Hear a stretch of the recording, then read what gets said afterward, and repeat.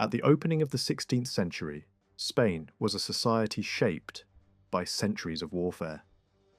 For nearly 800 years, the Christian kingdoms of the Iberian Peninsula had fought a long and exhausting struggle to reclaim territories taken by Muslim forces in the 8th century.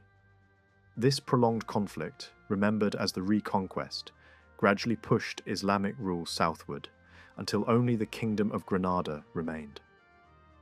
In 1492, that final Muslim stronghold fell to the armies of Castile and Aragon. In the same year, another dramatic transformation took place inside Spain itself, as Jewish communities were forced either to convert to Christianity or to leave the country. Yet the cultural reality of Iberia was far more complex than the political rhetoric of victory suggested. Muslim and Jewish communities had lived in Spain for generations and had contributed deeply to its intellectual and economic life. Scholars, merchants, physicians, and philosophers from these groups had helped shape Spanish culture long before the final battles of the Reconquest. During these closing years of conflict, the idea of a single Spanish nation had begun to emerge, though in practice the peninsula was still divided among several powerful kingdoms. Portugal controlled the western coast and had become wealthy through its expanding trade networks and exploration along the African coastline. Castile dominated the central plateau, while Aragon ruled territories stretching eastward across the Mediterranean world. Smaller states still survived between these powers, including the Christian Kingdom of Navarre in the north and Muslim Granada in the south. A turning point came in 1469 when Isabella of Castile married Ferdinand of Aragon. Their union did not immediately create a unified country, but it forged a powerful political partnership that would reshape the future of Iberia and lay the foundation for what would eventually become Spain. Granada's surrender in January 1492 marked the symbolic end of the long religious wars of the peninsula. That same year, another event transformed the horizons of the Spanish world. Christopher Columbus returned from his first voyage across the Atlantic with news of lands previously unknown to Europeans. These developments created a powerful mixture of confidence, ambition, and religious zeal. Many Spaniards believed they were witnessing the beginning of a great national destiny. The victory over Granada reinforced a sense of divine favor, while the discovery of distant territories suggested that vast new opportunities lay beyond the ocean. Explorers, soldiers, and adventurers began preparing for journeys to lands that were loosely called the Indies. Within little more than a decade, dozens of ships were crossing the Atlantic in search of wealth, territory, and glory. The desire to participate in these expeditions was driven by more than simple curiosity. Many leaders of exploration ventures came from families of lesser nobility. They possessed honourable ancestry, but lacked the wealth and political influence enjoyed by the great aristocratic houses. The newly discovered land seemed to offer a chance to build fortunes and reputations that had been impossible to achieve at home. Ordinary settlers were motivated by different pressures. In parts of Castile, traditional agriculture had increasingly been replaced by livestock raising, which required fewer workers. Many rural families struggled with poverty and limited opportunity. For them, the distant territories across the Atlantic offered a chance to escape hardship and begin a new life. Others were attracted by the promise of freedom from the rigid structures of church authority, noble privilege, and an expanding royal bureaucracy. Yet the encounter with the lands of the Western Hemisphere proved far more complicated than early explorers had imagined. The Renaissance had revived interest in classical learning and ancient knowledge, but European scholars had no framework for understanding the existence of entirely new continents inhabited by unfamiliar peoples. Geography, philosophy, and theology offered few clear answers. When traditional explanations failed, many Europeans turned to religious interpretation. the discovery raised unsettling questions about the nature of humanity itself. Were these newly encountered peoples part of the same human family described in biblical history? Did they possess souls? Some observers even wondered whether they represented a different order of beings altogether. Such uncertainties reflected the profound intellectual shock produced by the encounter between two worlds that had developed separately for thousands of years. By the second decade of the 16th century, Spanish settlements had already been established in several parts of the Caribbean. The island of Hispaniola became an early centre of colonial administration, while expeditions moved into nearby regions such as Panama, Jamaica, and Cuba. Explorers also travelled along the coasts of Central America and into the waters of the Gulf of Mexico. Despite this expanding network of exploration, large areas of the mainland remained unknown to the Spaniards.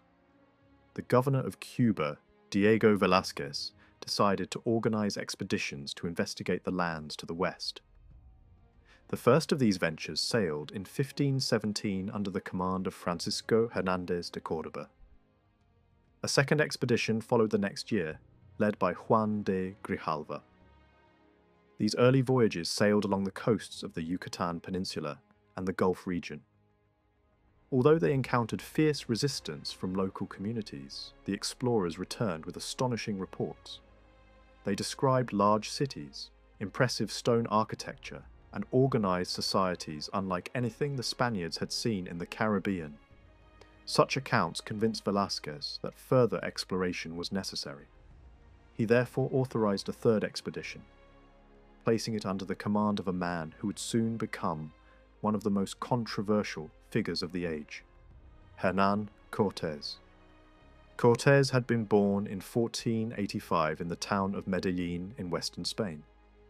His parents belonged to the lesser nobility, a class that valued honour and lineage, but often lacked significant wealth. As a child, he suffered from fragile health and narrowly survived several serious illnesses. In the deeply religious atmosphere of the time, such recoveries were often interpreted as signs of divine protection. During his youth, he was sent to study law at the University of Salamanca, one of the most respected centres of learning in Spain. Despite his intellectual ability, he found academic life unappealing and left the university after only a short period of study. Restless and ambitious, Cortés eventually turned his attention to the opportunities emerging in the overseas colonies. In 1504, he travelled to Hispaniola, where he began building a modest career as a landholder and local official. Through connections with colonial administrators, he obtained property and gained experience in the political environment of the Caribbean settlements. A few years later, he joined the expedition that conquered Cuba, serving in an administrative role while also participating in the broader colonial enterprise. Over time, he established himself as a prosperous settler and an influential figure within the colony. Despite this success, Cortés soon developed a tense relationship with Governor Velázquez. Both men possessed strong personalities and political ambition. Cortés gathered supporters within the colony and quietly challenged the governor's authority, while Velázquez remained suspicious of his growing influence. Their rivalry produced a fragile and uneasy alliance. When the time came to organize another expedition to explore the mainland, Velázquez chose Cortés to lead it. The decision allowed the governor to make use of Cortés' energy and resources, while also removing a troublesome rival from the center of Cuban politics. It was a choice that would soon reshape the history of the Americas. While the Spaniards were preparing for further exploration, powerful civilizations already dominated the lands they were about to encounter. Among the most formidable of these were the people known today as the Aztecs, though they referred to themselves as the Mexica. Their society represented the latest stage in a long sequence of cultures that had flourished on the central plateau of Mexico for more than 1,000 years. Unlike a modern centralized empire governed directly by officials from a single capital, Their political system operated through networks of tribute and alliances. The city of Tenochtitlan stood at the center of this structure, supported by neighboring city-states and surrounded by numerous territories that were required to provide tribute and military support. The Mexica themselves were not the original inhabitants of the region. According to their traditions, their ancestors had migrated from a distant homeland in the north. Over time, they joined other groups speaking related Nahua languages, who had moved into central Mexico after the decline of earlier civilizations. Their legends spoke of a mythical place called Aztlan, from which several migrating peoples had emerged.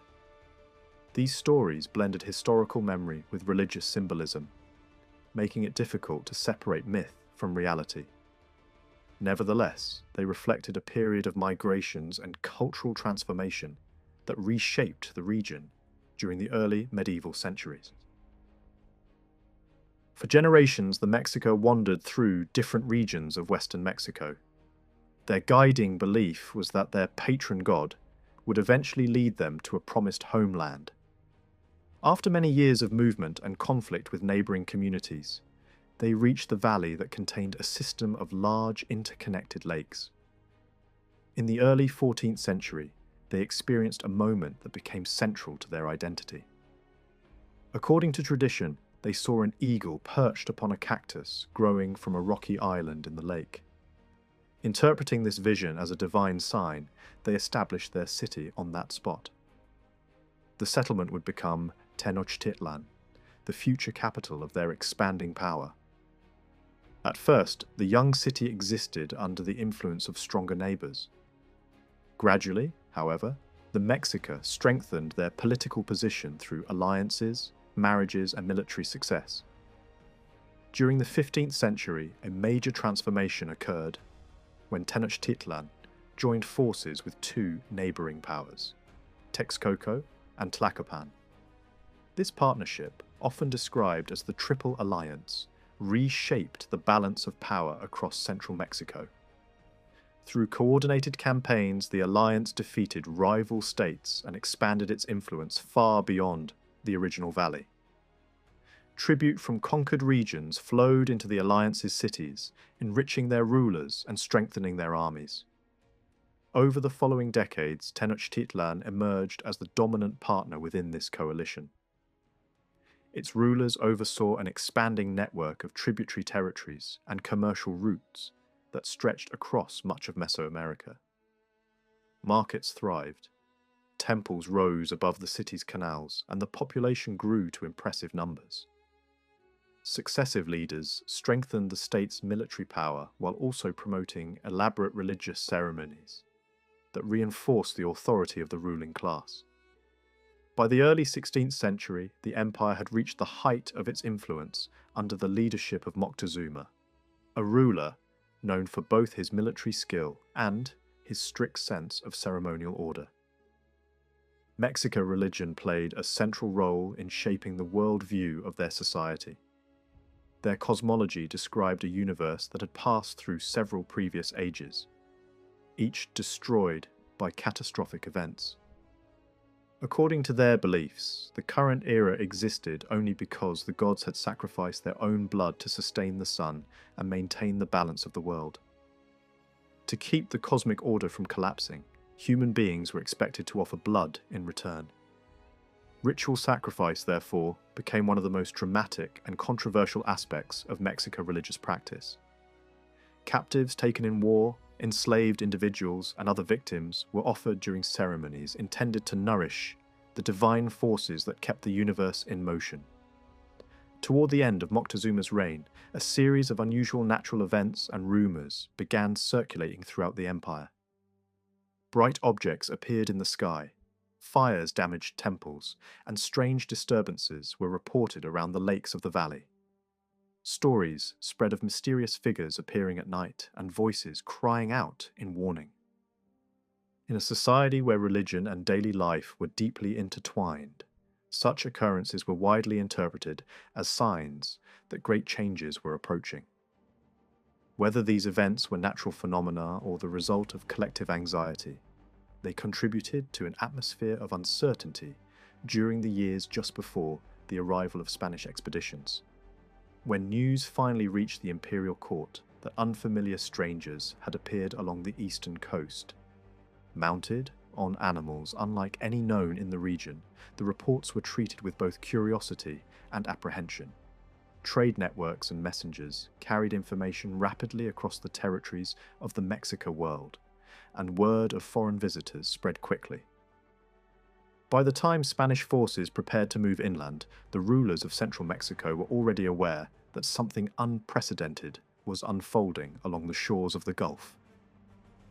The meeting of these two civilizations, each shaped by its own traditions and expectations, would soon lead to one of the most dramatic encounters in human history. Some historians have tried to capture the spirit of the 16th century conquistador by pointing out how unlike a modern professional soldier he could be. This was not a man trained to operate as a small part of a large machine. He lived in a world where fortune could change overnight, and he acted as if his own life were a stake placed on the table. The risks were obvious. Most who chased overseas fame would never return with anything but scars, debt, or an unmarked grave. Yet the possibility of a spectacular reward made the gamble feel rational. For those who succeeded, the prize was expected to be enormous. Money, status, and a name that would outlive them. That attitude shaped the way these expeditions were built. The men who sailed with Hernán Cortés were not a standing army funded and supplied by a state in the later European sense. Some had real combat experience from wars in Italy and other campaigns, but as a group they resembled a private venture more than a regiment. They signed on as individuals, paying their own costs and often investing in the expedition like partners in a risky business. Many had to borrow in order to buy equipment, provisions, and passage. Even Cortés leaned heavily on credit from Cuban merchants, pledging his property and the assets he controlled in the islands. Any payoff would come later, and only if the venture produced treasure, captives, tribute, or land worth dividing. The culture that produced many of these men mattered as much as their personal ambition. A large share came not simply from Spain in general, but from Castile, a region that had lived 4 centuries on the frontier of conflict with Muslim powers. Within Castile, one province in particular became famous for supplying leaders of conquest: Extremadura. It was a harsh land of high plains, tough oak country, scattered strongholds and wide distances. Life there rewarded endurance and self-reliance. Communities were shaped by long exposure to war, raiding, and military service. When the long struggle in Iberia ended in 1492, the habits and expectations of a warrior society did not vanish. Overseas expansion offered a new arena where the same energies could be turned outward, now framed as conquest, evangelism, and opportunity. That environment helped produce the captains who would lead expeditions across the Atlantic, and it also provided the networks that filled their ranks. Friends recruited friends. Veterans brought relatives. Men from the same towns and districts enlisted together and became the core around which larger forces formed. This mattered in practice because these expeditions depended on cohesion, built from familiarity, not on formal institutions. Loyalty often followed personal ties as much as official authority. On campaign, the typical fighting man in Cortés's force was an infantryman who relied primarily on sword and shield. Alongside these were smaller numbers of specialists, mounted soldiers, crossbowmen, and early firearm troops. Each specialty raised the cost of participation. Horses had to be purchased, transported, fed, and protected. Crossbows required maintenance and supplies. Firearms demanded powder, shot, and trained handling. Medical care added another burden. Surgeons and apothecaries travelled with expeditions, and their services were expensive. Wounds, infection, and tropical disease could destroy a force as surely as a battle, so men paid heavily for treatment and medicines even while complaining about the price. Firearms were still developing, and their limitations shaped how they were used. Heavy guns carried on ships had been among the first practical gunpowder weapons in Europe, and courtiers brought a small number of cannon. Smaller handheld weapons had evolved from that same technology, producing matchlock guns that could be carried by individual soldiers. These weapons were powerful, but they were awkward and slow.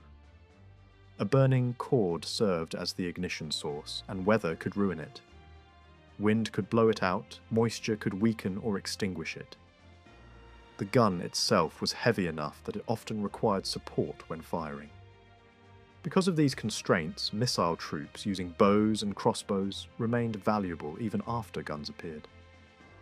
In many situations, a skilled archer or crossbowman could be more reliable than an early musketeer. Protection and mobility became a constant trade-off. Officers and men of means might wear European steel armour, but most could not afford it. As fighting moved into the landscapes of Mexico, heavy armour also proved uncomfortable and sometimes dangerous, especially in heat and rough terrain. Very quickly, many Spaniards adopted a local solution: quilted cotton armour used by indigenous warriors. It was lighter than steel, allowed freer movement, and still offered meaningful protection against darts and sling stones. Shields were common as well, often wooden frames covered with rawhide, designed to deflect blows and projectiles rather than to stop heavy weapons head-on. Practical adaptation mattered, and in this kind of war, learning to borrow what worked could be as important as arriving with superior technology. Across the battlefield stood an opponent unlike the Caribbean communities the Spaniards had previously faced. In central Mexico, Europeans encountered one of the few places in the Americas where warfare was conducted by a formal military system, tied to a powerful state. Armies marched in organized units, maintained discipline, and drew on traditions of training that began in youth. Their appearance could be intimidating. Bright standards, decorated armor, and battle formations meant to impress as much as to fight. First encounters could be shocking, not only because of the noise and aggression of battle, but because the system looked and felt like the armed force of a complex civilization rather than a collection of raiding parties. Capturing enemies was central to this military culture. Warriors sought prestige through taking prisoners, a success celebrated with ceremony and social advancement. Young men trained for combat in schools, learning skills such as archery, spear and dart use, close fighting with club and blade-like weapons, and coordinated use of shields. Experienced soldiers guided novices in the field, sometimes bringing trainees into campaigns to support them and learn under pressure. Status rose with achievement, and achievement was measured not only in victories, but in the ability to seize living captives. This shaped tactics and had consequences in the confrontation with Europeans. Indigenous weapons could be deadly even without metal. Bows, darts, lances, and slings were used with great skill. The sling in particular earned respect from Spaniards because a dense volley of stones could injure or kill even armoured men. Close combat weapons were crafted from wood edged with sharp volcanic glass, capable of slashing and thrusting with severe effect. Cotton armour, often remarkably thick, reduced the impact of arrows and darts and was worn beneath decorated war garments. Helmets and suits frequently carried animal symbolism such as eagles and jaguars, marking rank and membership in warrior orders and amplifying psychological pressure. Shields varied from practical battlefield gear to lavish ceremonial pieces, some adorned with featherwork and precious materials. Warfare also carried a ritual dimension that outsiders struggled to understand. Certain campaigns were arranged to provide captives for religious ceremonies, and these conflicts also served as training grounds, where new warriors gained experience under veteran supervision. Over time, as the power of the central state expanded, war could become as much a mechanism of tribute and religious duty as a purely strategic contest. That reality created deep resentment in subject communities forced to provide goods, labor, and sometimes people. When Cortés entered the mainland, he found that many groups had strong reasons to oppose imperial domination.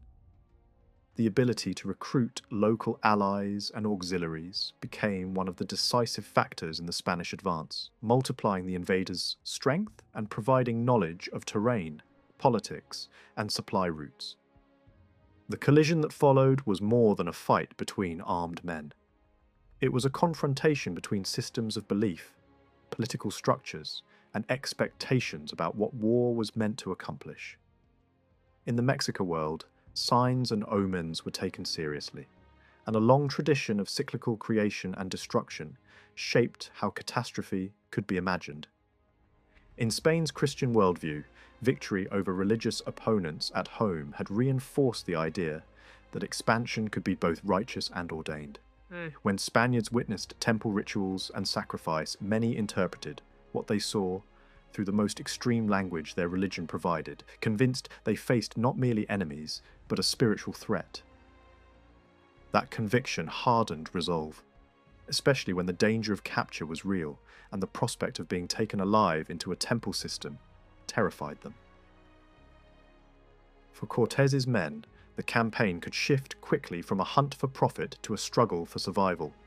The early promise of wealth did not disappear, but it was joined by fear, endurance, and a belief that retreat might mean death.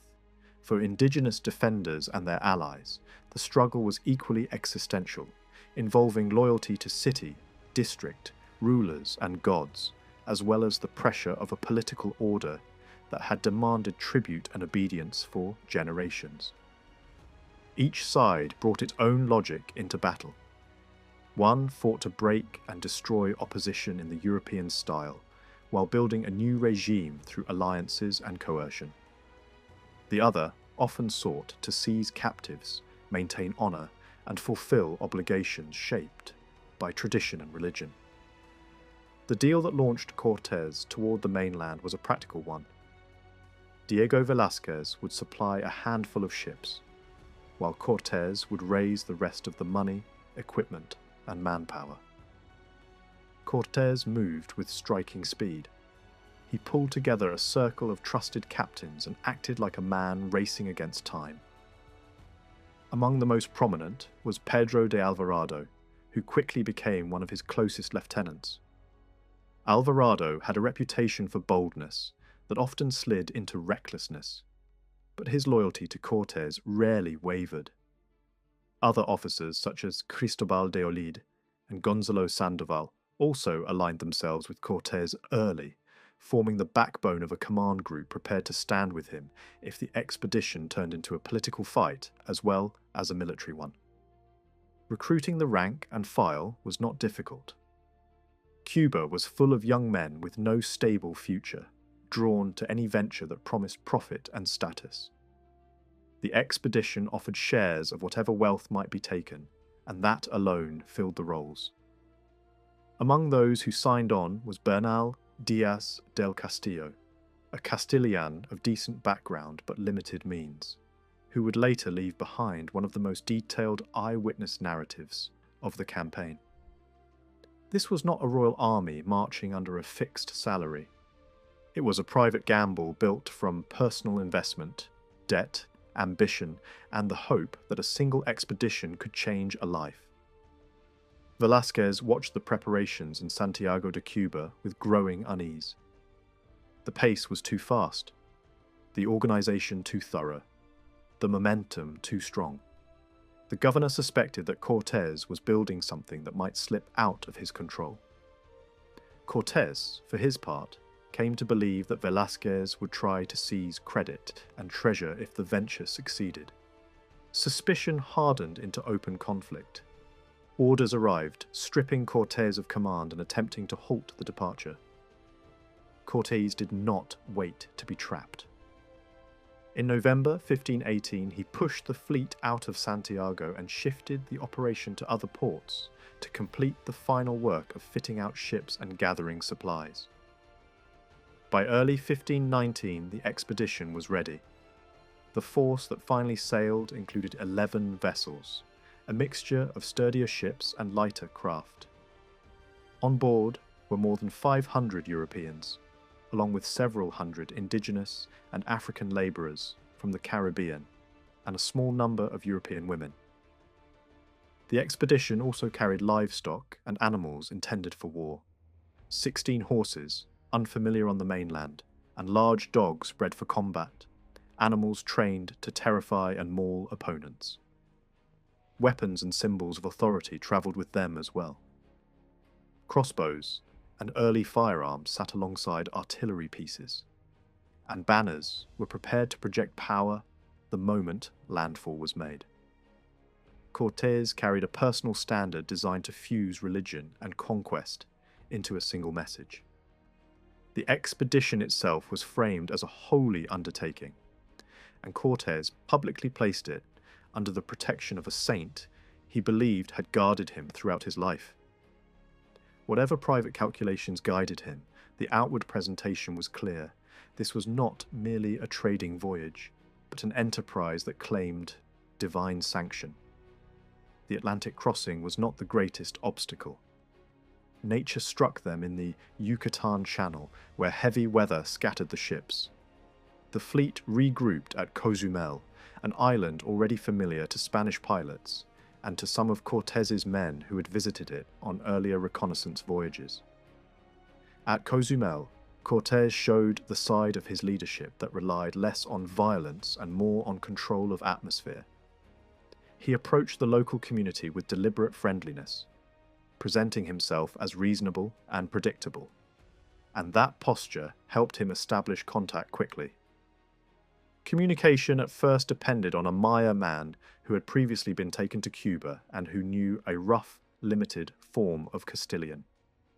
Then, unexpectedly, the expedition gained a far more valuable asset.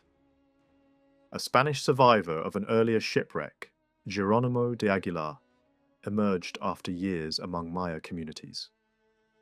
He spoke the local language fluently and immediately became indispensable as an interpreter. Another survivor of the same wreck had built a new life, married locally, and risen in status.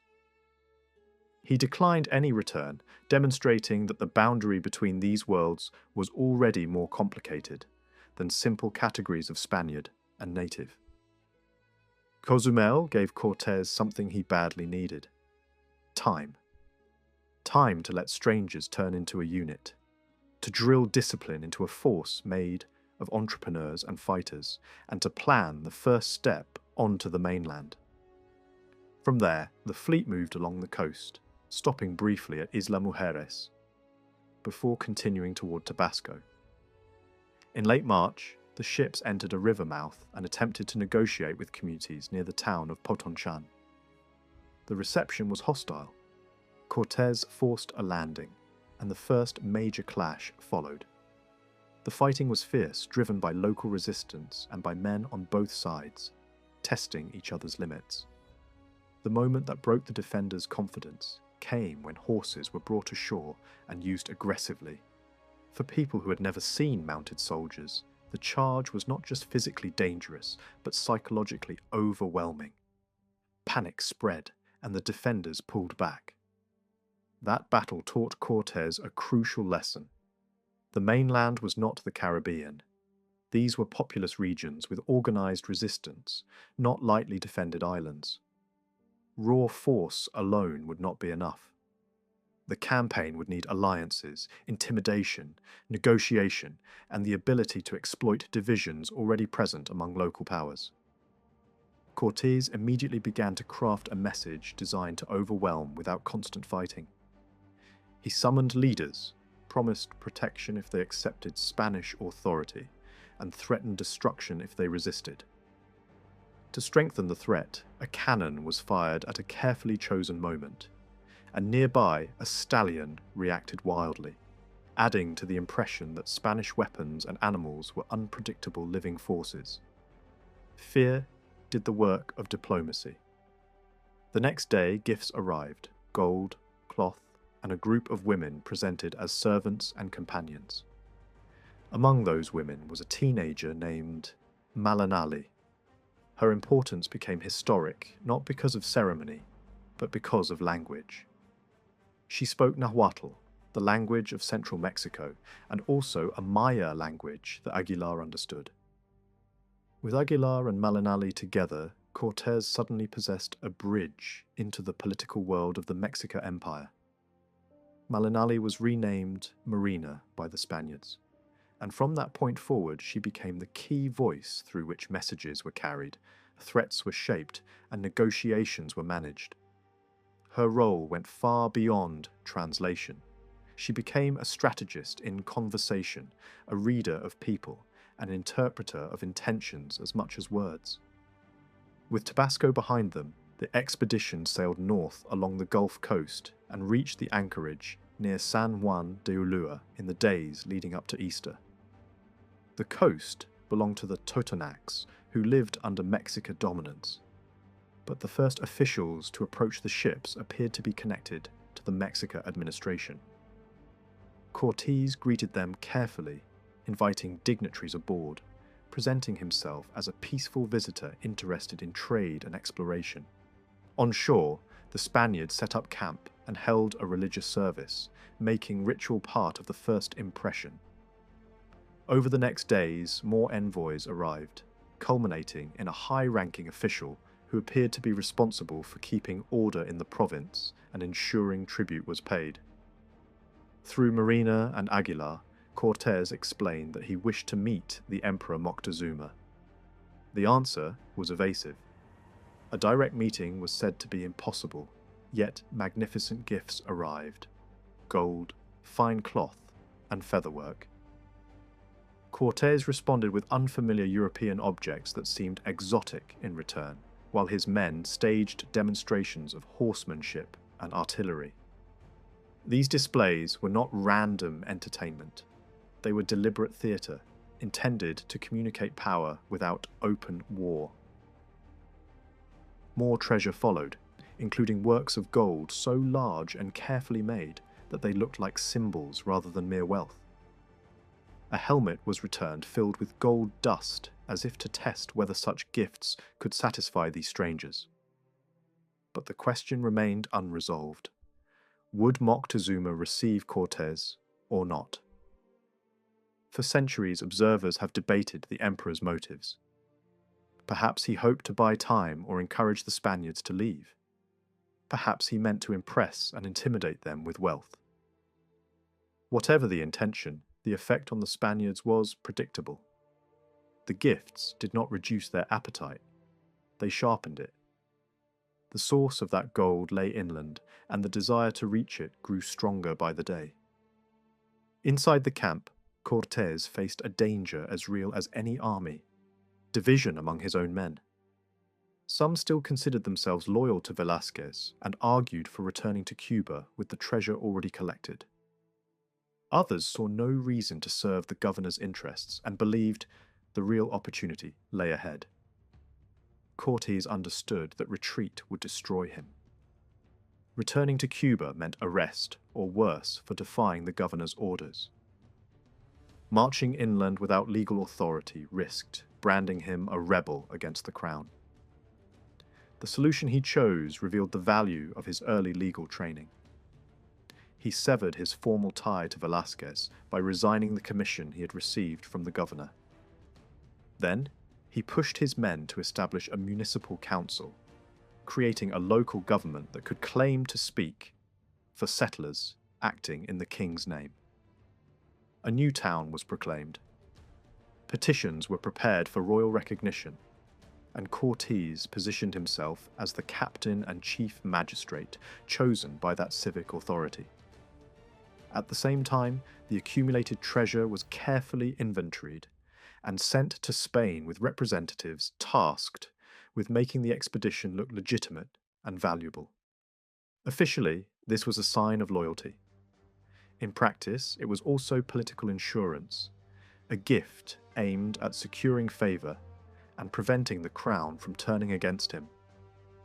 Cortés was building a shield of legality around a campaign that had begun as a private venture and was now transforming into an independent conquest. While the Spaniards held the coast, Totonac leaders from the powerful city of Chempoala arrived to assess these newcomers. Their interest was not purely curiosity. They lived under Mexica tribute demands and saw the Spaniards as a possible lever to shift the balance of power. Cortés marched inland with most of his force and entered a world that looked nothing like the islands. Large towns, dense populations, and monumental buildings appeared, along with unmistakable signs of mass ritual killing at temple precincts. The scale of society was clear, and so was the depth of fear and resentment that tribute had created. A decisive moment came when Mexica tribute collectors arrived to enforce demands. Offended that foreigners had been welcomed, they raised their requirements and demanded people as well as goods. Cortés used the outrage to bind the Totonacs to him. He urged them to seize the tribute officials, presenting Spanish rule as protection against abuse. The collectors were humiliated, dragged publicly, and punished. Then, in a move designed to control the narrative, they were allowed to escape under cover of night. They returned to the imperial centre carrying news that rebellion had flared and that the strangers were encouraging it. Cortés then escalated the break in a way that made reversal almost impossible.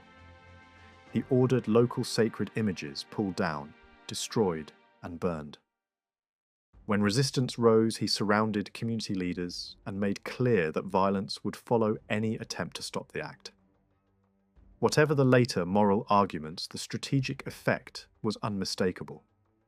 The Totonacs had now defied Mexican authority and suffered a rupture in their religious order in the presence of armed foreigners.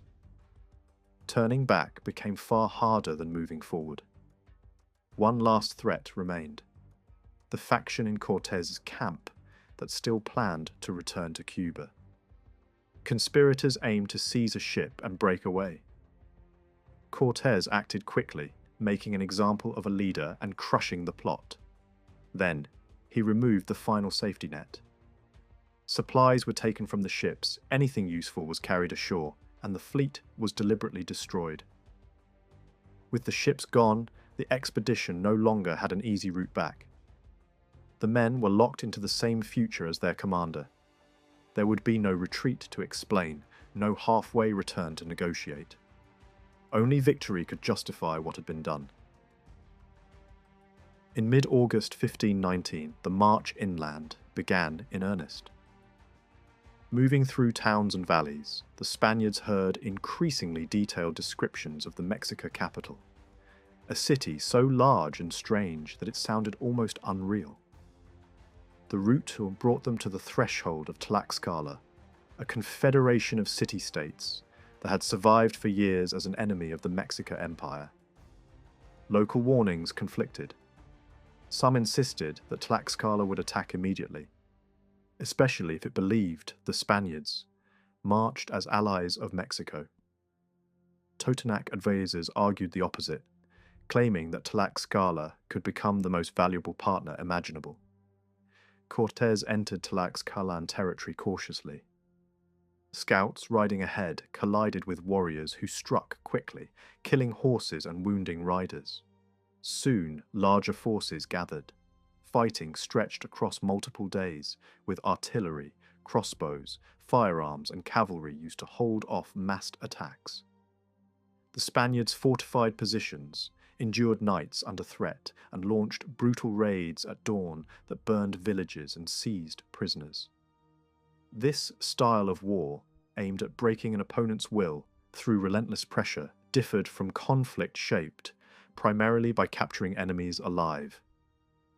It unsettled Tlaxcalan commanders, who began to question whether these newcomers were truly connected to the Mexica. Eventually, Tlaxcala sought peace and explained that the initial assaults had been driven by suspicion. Tlaxcala's situation was desperate. It was surrounded by hostile powers, squeezed economically, and constantly targeted in cycles of warfare that supplied captives for Mexica ritual killing. Yet it remained militarily strong, disciplined, and capable of fielding large forces. Cortés recognized what that meant. A few hundred Europeans and a small number of coastal allies could not overthrow the Mexica heartland alone. With Tlaxcala, the balance changed. Cortés emphasized friendship, imposed strict camp discipline to avoid incidents that could rupture the alliance, and treated the Confederation as a partner rather than a conquered zone. This alliance would become one of the central engines of the campaign. After weeks in Tlaxcala, pressure mounted to continue toward Cholula, a wealthy city linked to Mexica power. Warnings came from Tlaxcalans who suspected an ambush, pointing to signs that roads had been altered and defences strengthened.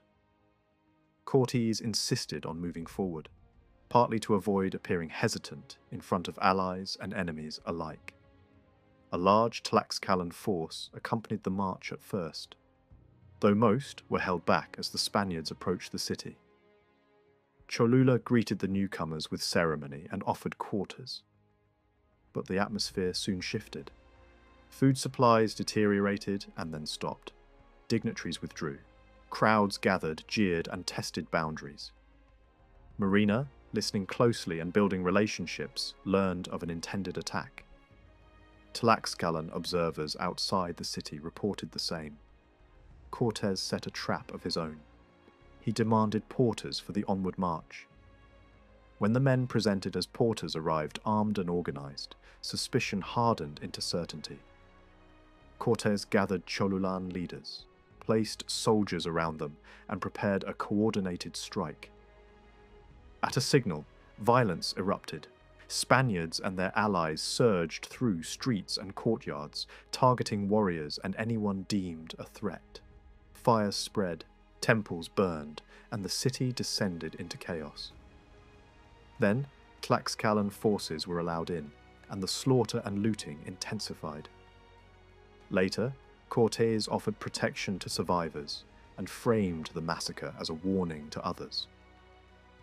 Indigenous accounts preserved a different explanation, emphasizing Tlaxcalan hostility and minimizing the idea of a Cholulan plot. What remains clear is that the event sent shockwaves across the region and destroyed any assumption that these foreigners could be handled with conventional intimidation. After Cholula, the march turned toward the basin of Mexico. Volcanoes dominated the skyline, and Spanish troops climbed high passes to find routes into the valley, returning with stories of ice and snow at elevations that contradicted expectations about tropical lands. Attempts were made by envoys to lure the Spaniards onto alternative roads, and suspicions of ambush remained constant.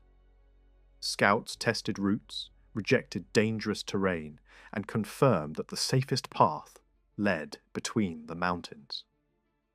As the expedition descended, a stunning vista opened. Broad water, causeways, towns along the lake shore, and in the distance a great city rising from the lake itself. Along the route, leaders of tributary communities complained openly about Mexica demands and cruelty. Alliances formed rapidly. Some saw the Spaniards not as saviors, but as a force that might break an oppressive order. In many places, the calculation was grim and practical. An unknown danger could still seem preferable to a known one that had drained wealth and lives for generations. Mexica envoys continued to arrive with gifts, sometimes attempting deception, sometimes offering negotiations that avoided a direct meeting with Moctezuma.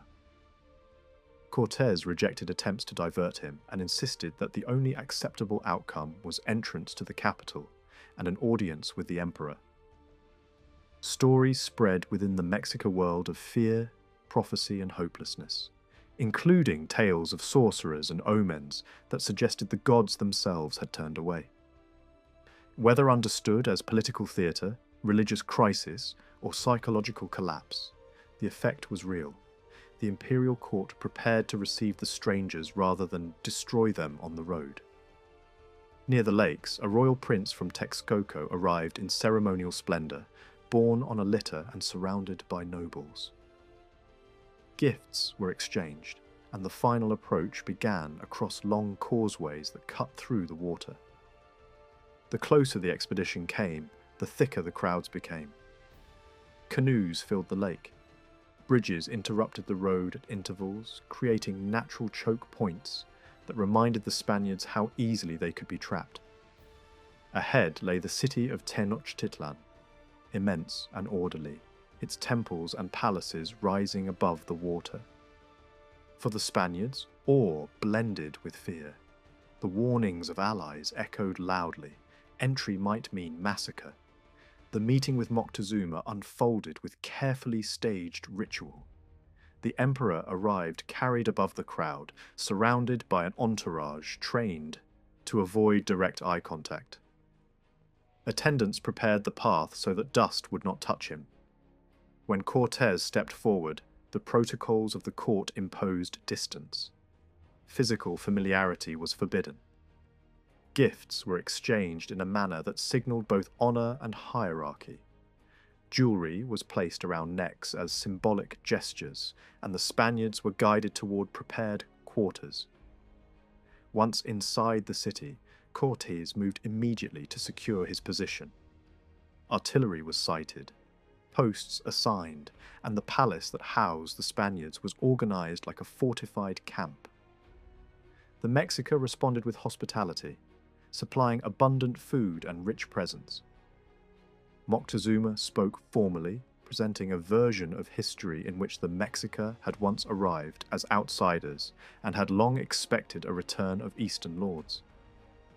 The words carried many possible meanings: diplomacy, fatalism, strategy, or an attempt to control a crisis by ritual language.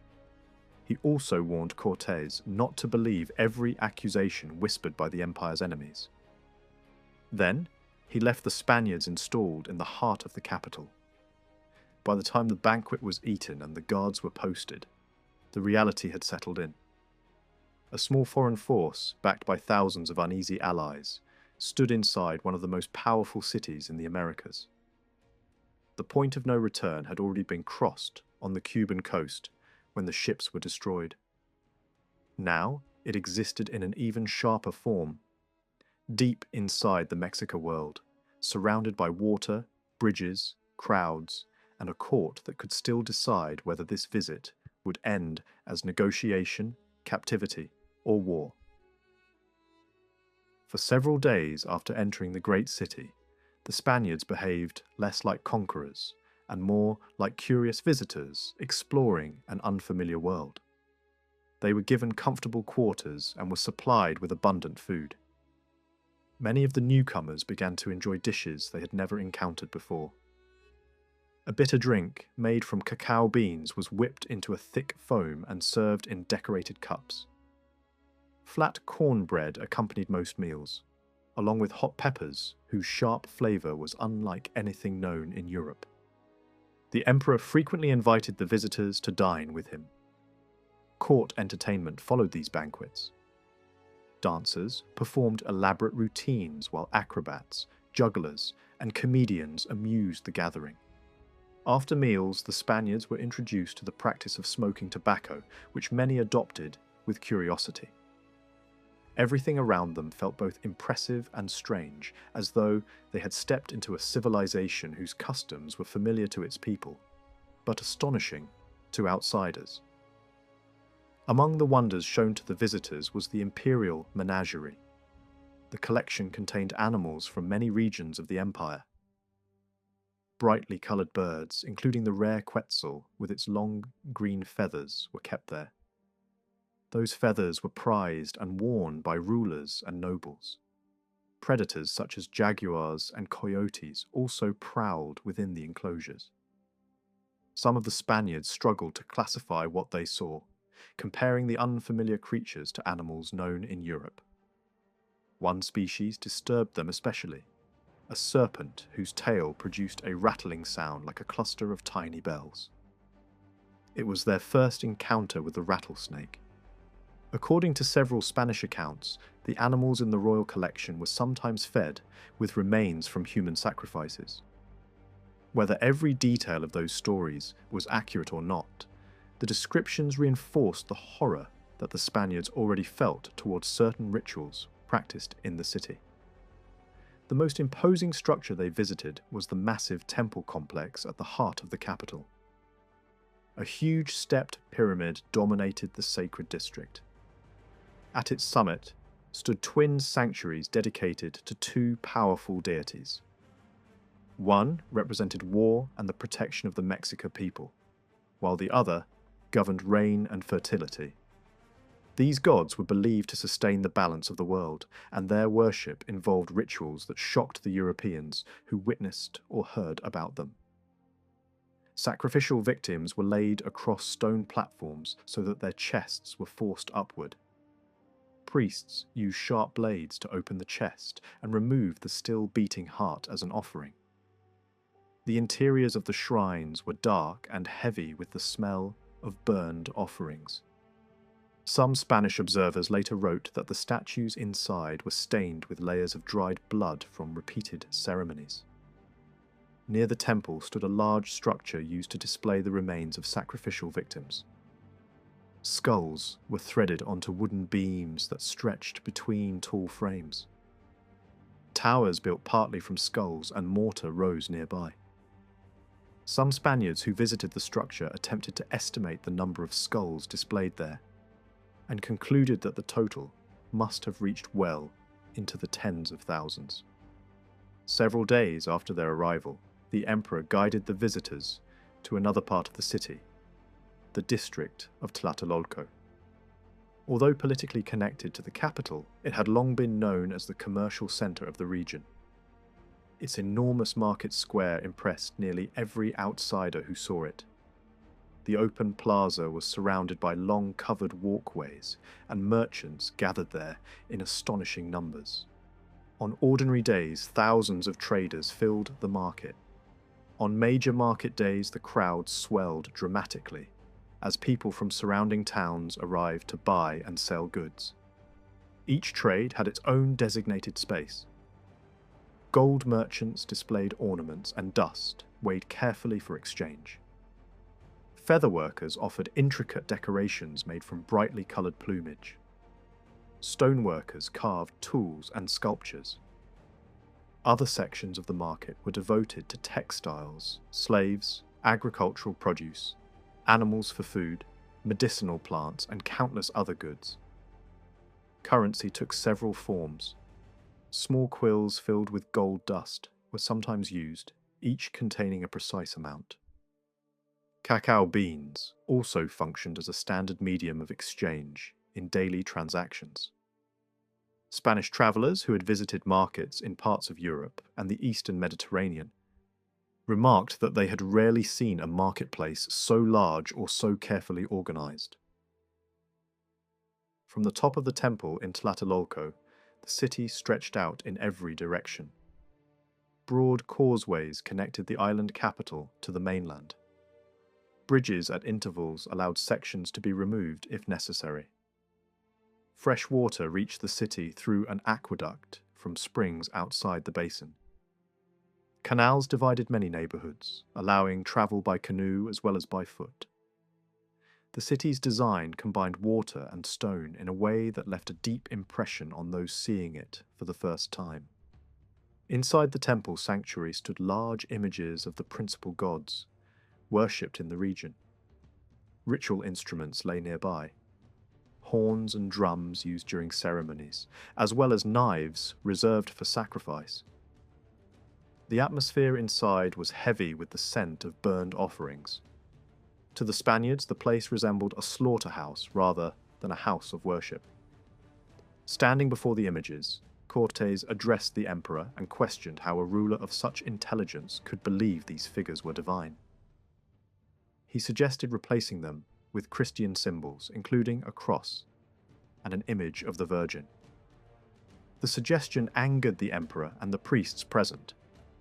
He replied firmly that the gods of the Mexica provided rain, health, good harvests, and victory in war. Their worship was not negotiable. Recognizing the tension he had created, Cortés ended the conversation and withdrew from the temple. The emperor later permitted the Spaniards to establish a small chapel inside their own quarters, where they could conduct their own religious ceremonies. During preparations for that chapel, a hidden doorway was discovered inside the palace where the Spaniards were lodged. When the blocked entrance was forced open, it revealed a chamber filled with accumulated treasures of gold and precious objects gathered through generations of tribute and conquest.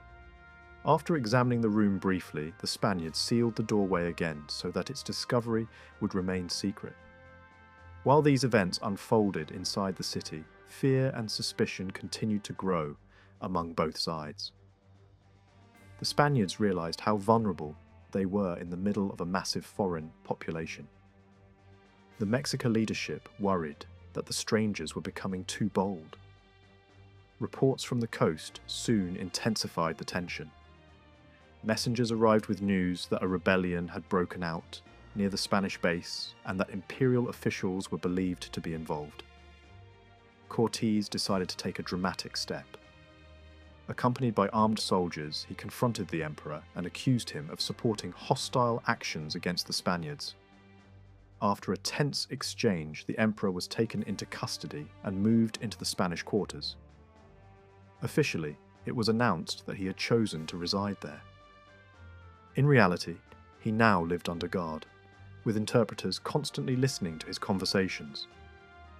Not long afterward, a provincial governor suspected of leading the coastal uprising was summoned to the capital. When he arrived, he and several companions were arrested, interrogated, and executed publicly in the city square. During the investigation, his statements implicated the emperor himself. Cortés ordered that the emperor be placed in chains, tightening Spanish control over the court. Yet obedience from the emperor did not guarantee loyalty from other nobles. Some leaders within the empire believed that the time had come to remove him and drive the foreigners from the city.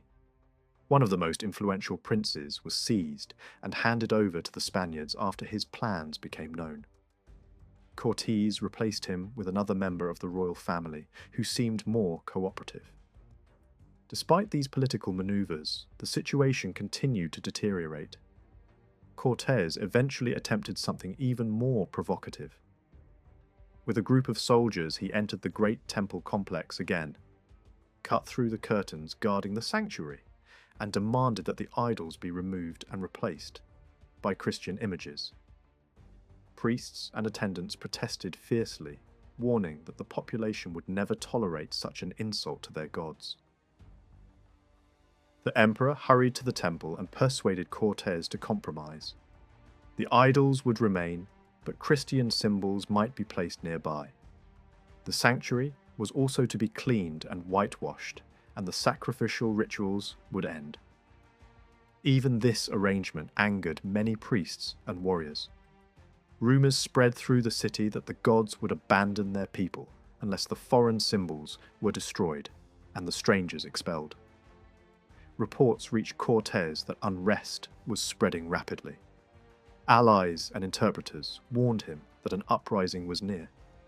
Even the emperor advised him that his men were in danger if they remained.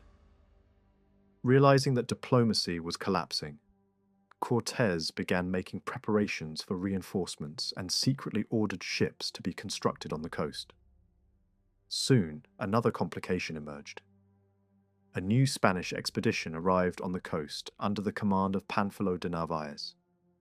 Sent by the governor of Cuba, the force intended to arrest Cortés and reclaim control of the campaign. The newcomers landed with a large number of soldiers and advanced inland.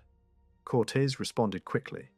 After sending messages designed to undermine Narváez's support, he marched toward the coast with a selected group of veterans, leaving Pedro de Alvarado in command of the capital.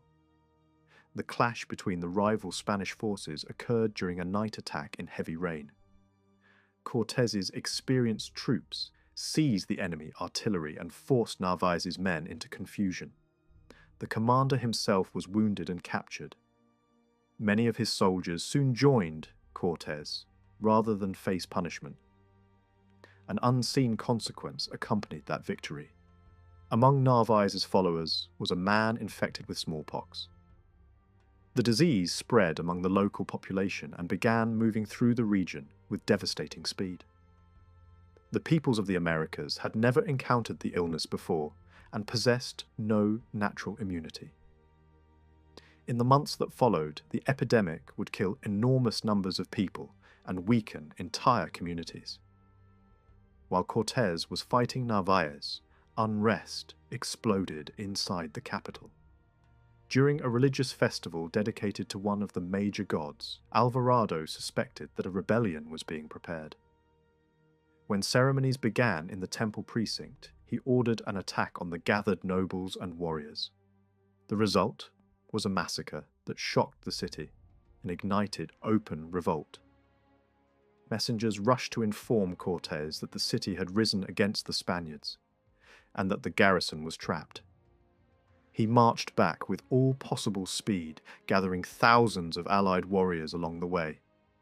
When his force re-entered the capital in late June, the streets were silent but tense.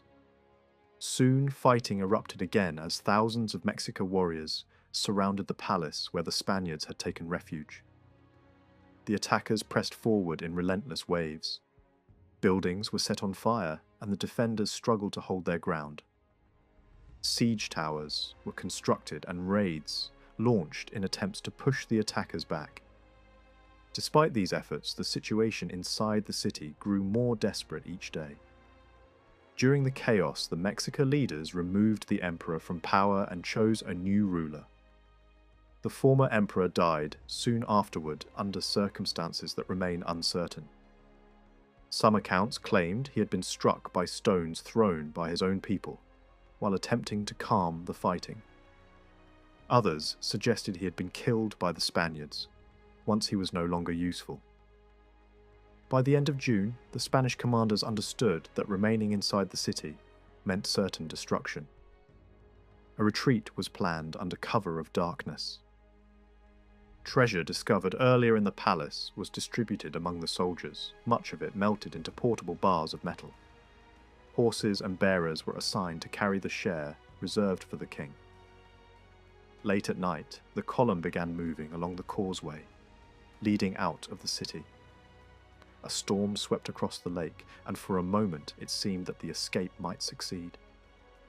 Then, an alarm sounded. Warriors poured onto the causeway while others attacked from canoes in the water. Fighting broke out in every direction. Many soldiers and allies were killed or pushed into the lake. The survivors fought desperately to reach the mainland. The losses were enormous. Hundreds of Spaniards and thousands of allied warriors died during the chaotic escape. The night became known as the Sad Night because of the scale of the disaster. The battered survivors retreated toward the territory of their allies, while enemy forces pursued them. A final battle occurred on the plains near ancient ruins, not far from the capital. There, the Mexican army attempted to destroy the exhausted invaders, once and for all. The open ground allowed the Spanish cavalry to maneuver effectively. In a desperate charge, the horsemen broke through to the enemy commanders and killed the leading war chief. Seeing their leader fall, the Mexican army withdrew. Though saved from destruction, the survivors were badly wounded and exhausted when they reached the lands of their allies. There, they were given shelter and time to recover. Cortés soon began planning a new campaign, determined to return and capture the capital.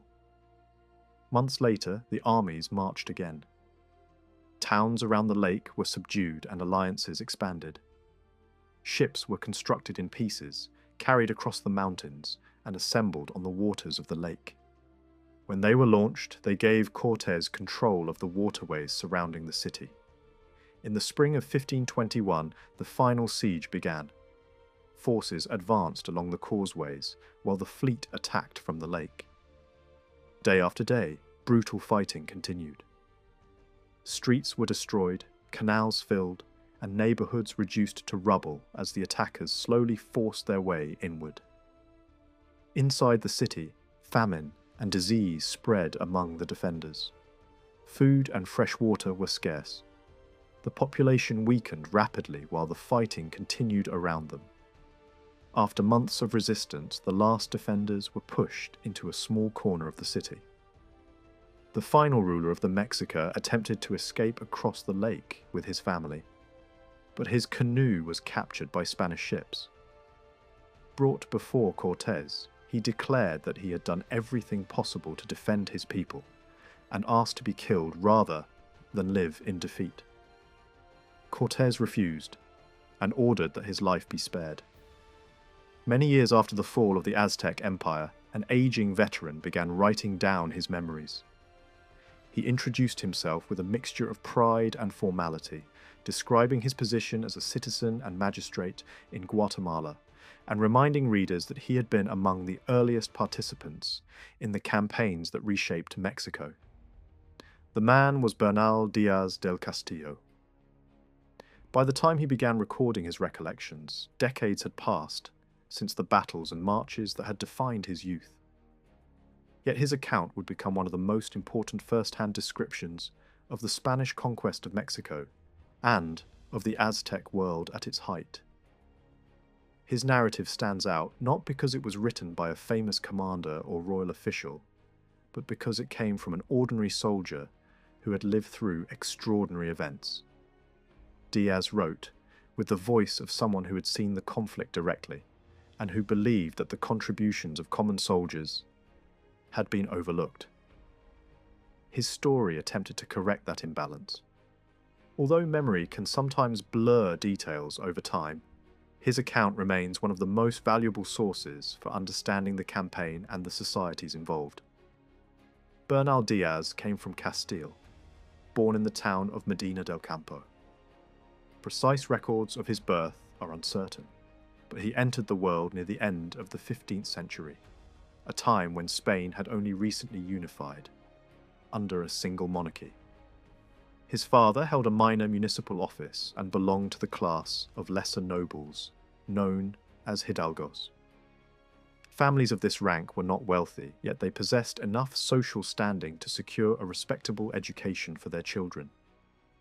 Diaz's later writing reveals that he benefited from that opportunity. Descriptions of his appearance come only from his own words and scattered remarks by those who knew him. He liked to present himself as charming and confident, and he shared the nickname once applied to his father, a term suggesting gallantry or personal style. Contemporary impressions suggest a lively personality. He enjoyed conversation, possessed strong opinions, and did not hesitate to pursue opportunities that might improve his fortunes. Like many adventurers of his generation, he hoped the newly discovered lands across the Atlantic would provide a path to wealth and status. He also displayed an unusual ability with languages. During his time in the Caribbean, he learned the local speech used by indigenous communities there. Later, while campaigning in Mexico, he acquired some knowledge of Nahuatl, the language spoken widely in central Mexico. After settling in Guatemala years later, he communicated with local allies and labourers in their own language as well. Such skills were valuable for a soldier moving through unfamiliar territories and cultures. The path that led Diaz to Mexico was similar to that followed by many others in Cortés' army. Before joining the famous expedition, he had already travelled through other Spanish territories in the Americas. In 1514, he left Spain as part of a group sent to the region known as Darien, in what is now Panama. The colony was governed by Pedro Arias de Avila, whose harsh rule quickly produced conflict. Tensions between Arias and the explorer Vasco Núñez de Balboa ended with Balboa's execution, an event that shocked many settlers. Combined with disease, rebellion, and instability, the situation convinced Diaz to leave. He moved to Cuba, which had recently been brought under Spanish control. The island's governor happened to be a distant relative, but family connections did not guarantee success. For several years, Diaz drifted between ventures, without gaining the wealth or reputation he desired. Like many restless young men in the Caribbean, he was eager for a new opportunity. That opportunity appeared when an expedition was organized to explore lands to the west. Diaz joined the voyage, led by Francisco Hernández de Córdoba, in 1517. The expedition encountered the shores of the Yucatan Peninsula and revealed that large civilizations existed on the mainland. Although the expedition itself suffered heavy losses, it convinced Diaz that the region held enormous possibilities. Soon afterward, he joined another exploratory voyage under Juan de Grijalva. By the time Hernán Cortés began assembling his expedition in 1519, Diaz already possessed rare experience with the Mexican coastline. Diaz later admitted that his recollections sometimes reflected a romantic view of the past.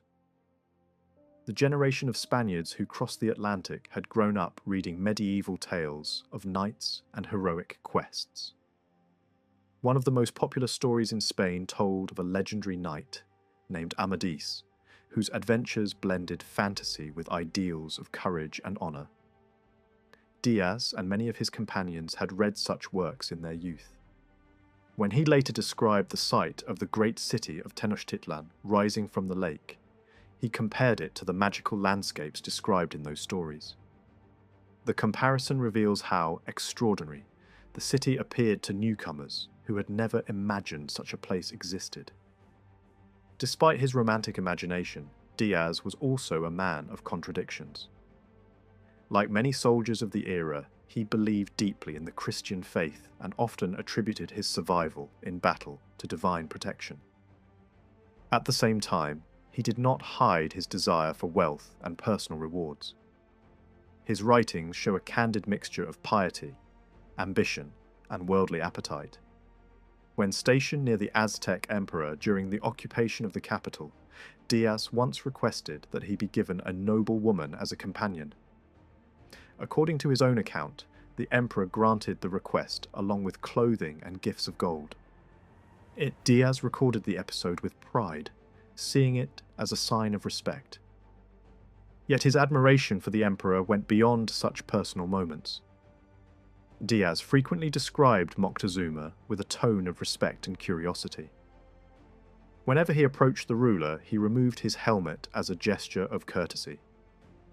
Moctezuma himself seemed intrigued by Diaz, partly because the soldier had participated in earlier expeditions that had brought the first news of Spaniards to the region. The two men occasionally spoke through interpreters, though disagreements over religious practices remained unavoidable.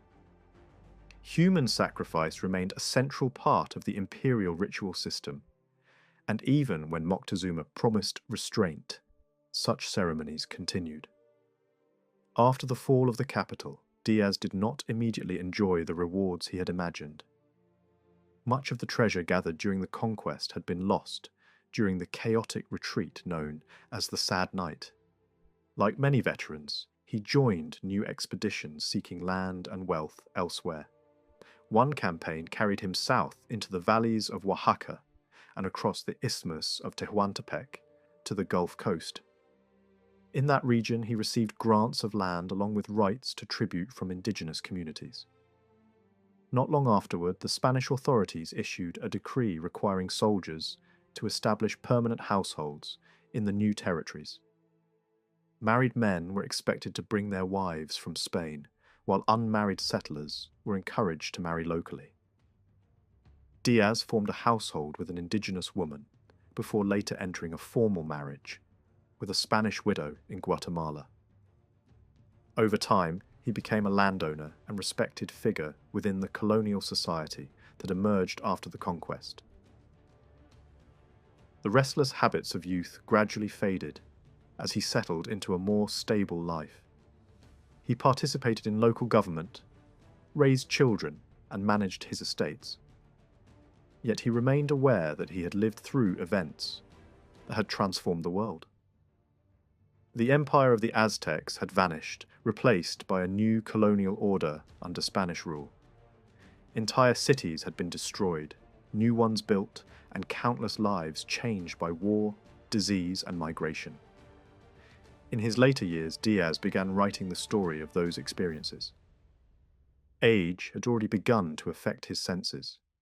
He described himself as an old man with failing sight and hearing who could leave little inheritance to his descendants, except the story of what he had witnessed. Writing the narrative took many years. Responsibilities as a landowner and public official often interrupted the work, and he sometimes set the manuscript aside for long periods. At one point, he nearly abandoned the project entirely after another writer published a history of the conquest. That work praised Cortés as the sole architect of victory and barely mentioned the soldiers who fought beside him. Diaz considered this unfair. He believed the campaign had been carried forward by hundreds of individuals whose efforts deserved recognition. Determined to defend that perspective, he returned to his manuscript and continued refining it. The result was a narrative that combined personal memory with a broader description of the lands and peoples encountered during the conquest. Cortés remained a dominant figure in the story, portrayed as a brilliant yet complicated leader. Diaz recognized his ambition and cunning, yet he also admired his determination and leadership in moments of crisis. Throughout the narrative, Diaz referred to him as their captain, a sign of the loyalty many soldiers still felt toward him decades later. The story Diaz recorded was not only about battles, it also described the wider world in which the conquest unfolded. At the beginning of the 16th century, Spain itself was still forming as a unified kingdom. Two major regions, Castile and Aragon, had been ruled by separate monarchs before their dynastic union. When Queen Isabella died, the crown passed to her daughter Juana, whose mental instability created uncertainty over the succession. Eventually, power passed to Juana's son, Charles, a young prince raised in the Low Countries. When he arrived in Spain, he was a foreign ruler in a land whose languages and customs he barely understood. Nevertheless, he became King of Spain and soon afterward gained an even greater title when he was elected Holy Roman Emperor. From that moment, he ruled a vast collection of territories, stretching across Europe and beyond. The young emperor faced enormous challenges. Spain itself struggled with poverty compared with the wealthy regions of northern Europe. Political tensions and local revolts threatened stability at home. At the same time, religious upheaval was spreading through Central Europe. A German scholar named Martin Luther had publicly criticized practices of the Catholic Church, triggering a movement that would divide Christianity for centuries. While these events unfolded, representatives of Cortés arrived in Spain, carrying treasures from the newly conquered lands in Mexico. Their mission was to persuade the king to support Cortés and recognize the expedition officially. The gold, precious objects, and exotic goods they presented created a sensation at court. Even so, the king hesitated to make a final decision immediately, preferring to wait until more information arrived from the distant territories. The political landscape of Europe was also shifting rapidly. France, under its energetic young King Francis, competed with the Habsburg Empire for influence across the continent. Rivalries between these two powers soon extended beyond Europe itself. French ships began attacking Spanish vessels returning from the Americas, capturing cargoes of gold and pearls and challenging Spain's claim to exclusive control over the new territories. At the same time, another debate emerged that would shape the future of the Americas. Europeans argued fiercely over the status of the indigenous peoples they encountered. Some colonists treated them as inferior beings who existed only to serve colonial interests. Others insisted they were human beings with souls deserving protection and the opportunity for conversion to Christianity. One of the most passionate defenders of indigenous rights was a Spanish priest named Bartolomé de las Casas. Earlier in life, he had owned land and indigenous labourers himself, but he experienced a profound change of conscience and began campaigning against abuses committed in the colonies. Through writings and petitions, he urged the Spanish crown to reform colonial policies and protect native communities from exploitation. His arguments eventually influenced royal legislation that attempted to regulate colonial rule and limit forced labour systems.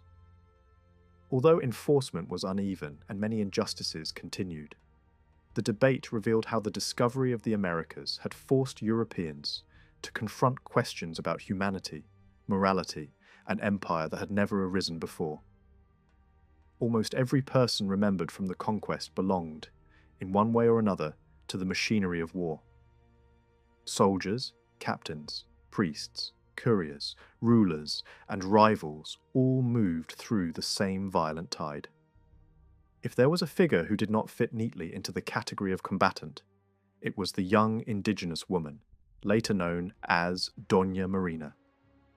Her presence is undeniable and her influence is clear, yet the outlines of her life remain blurred by missing records, contradictory stories, and centuries of argument. In Mexico, her image has never settled into a single meaning. Some see her as the symbol of betrayal, a woman who helped an invading force speak, bargain, and advance.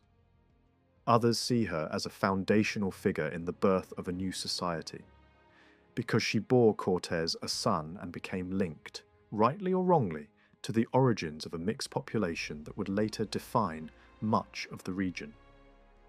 The tension around her name also reflects something deeper. She stepped into a position of power that neither Spanish nor Aztec society normally granted women, and that disruption has echoed through memory ever since. Even her beginnings are uncertain. When she first appears in the Spanish camp, she seems to have been in her mid-teens or late teens. Her original name is often given as Malinali, later rendered as Marina in Spanish usage. The honorific Doña, used by some chroniclers, suggests a recognition of her status inside the expedition, whether because she served as an interpreter, because she became intimate with Cortés, or because both roles made her indispensable. One soldier described her as someone who carried herself with authority, as if she had been raised among people who expected obedience. According to that same tradition, she was first assigned to a Spanish nobleman close to Cortés, then remained with the expedition when that man returned to Spain.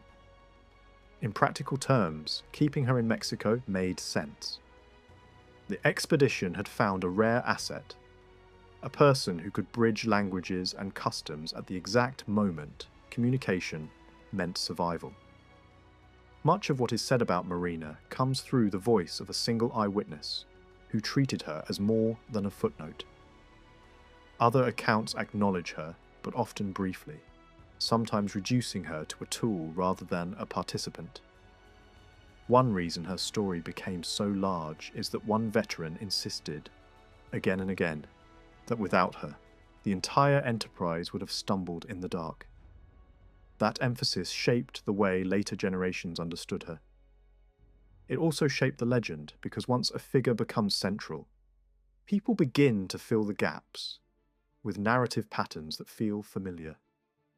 The most widely repeated version places her birth in the lowlands near the edge of the Aztec sphere of influence, early in the 16th century. One explanation ties her name to the day count used in that region, suggesting she was named for the day on which she was born. Her family background is described in conflicting ways. In one telling, her father held authority in a local community, and her mother came from another influential household nearby. After her father's death, her mother remarried and had a son. In that story, inheritance becomes the hinge. Marina's place in the line of succession was inconvenient, and she was removed so that the new child could inherit without dispute. She was passed into the hands of traders and, after more than one exchange, ended up in a coastal town that would soon meet the Spanish expedition. Another version keeps the same destination but changes the route, describing a kidnapping rather than a sale and suggesting her parents were prosperous but not necessarily noble. Different details, same outcome. She arrives at the point where the Spanish advance meets the complex politics of the Gulf Coast. At a certain stage, the storytelling begins to resemble older moral tales. There are accounts of reconciliation with family members, of forgiveness shaped by religious conversion, of suffering transformed into providence. That arc appears in many traditions. The betrayed child who rises in a foreign world and returns, not for revenge, but for closure. Those motifs may say as much about the values of the people repeating the story as they do about Marina's actual life. What remains solid is simpler and more consequential. She became the expedition's voice in places where a misunderstanding could start a war. She was present in councils, negotiations, and tense encounters, where the future turned on phrasing, implication, and tone. Her position was not merely translation in a mechanical sense. Language in that world carried hierarchy, diplomacy, insult, ritual, and threat. A sentence could be softened, sharpened, expanded, or narrowed. A request could be framed as courtesy or command. A promise could be turned into an obligation. The conquest advanced not only by weapons, but by alliances, rivalries, and strategic persuasion. The Spaniards entered a landscape of competing city-states and long-standing grievances, and the most effective way to survive was to understand those fractures and use them. Marina's knowledge of languages and local realities made her central to that process. The relationship between Marina and Cortés also shaped her role. Their bond during the campaign appears strong, at least in the sense that she remained close to him through moments of danger and decision.